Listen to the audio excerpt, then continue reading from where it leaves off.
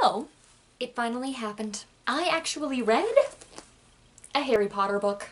I kind of loved it. To be honest, I anticipated that this book would be plagued with overhype, but I was pleasantly surprised. The story is interesting, well-paced, and all around a fantastic middle-grade novel.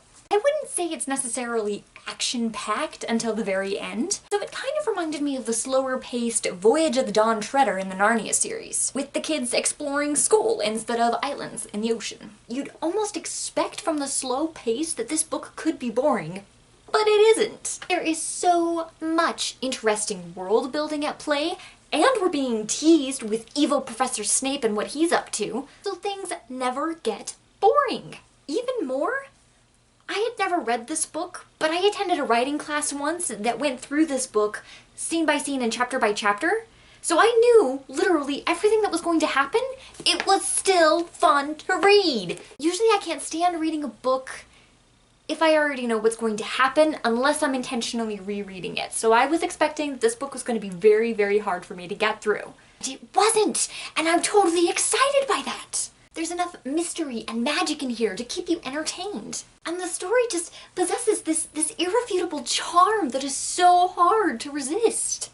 It's one of those stories that has just such an ease about it. Like Rowling just sat down one morning and poof, the story was there.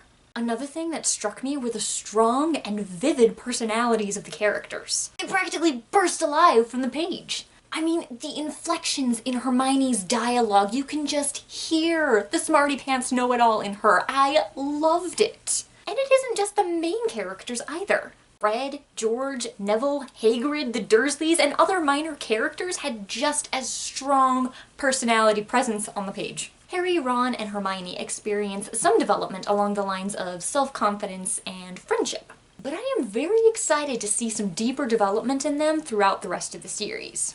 Of course, now I have to read the rest. One harsh truth that I really enjoyed seeing in this story is that Ron is being constantly teased by Draco Malfoy about his family's poverty. I liked that this was so present in the story because it's very realistic. Of course, a nasty boy from a well-off family is going to degrade the poor kid that Harry Potter chose to befriend over him.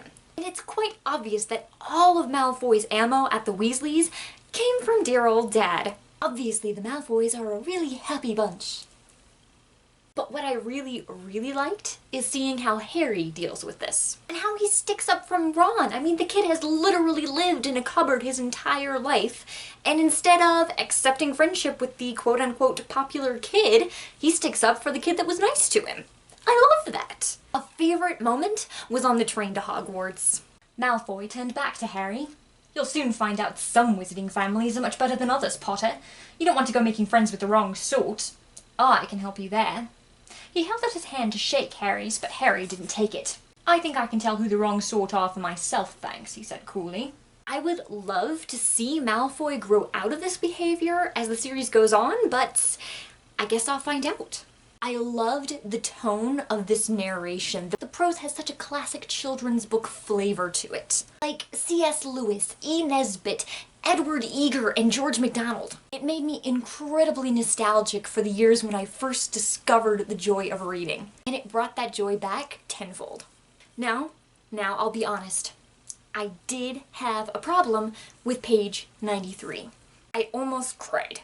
With Fred and George, I instantly fell in love. And I hate it because I've been on the internet long enough to know what happens to Fred and George. So every funny line makes me want to laugh and cry. Curses! It's like Feely and Keely all over again.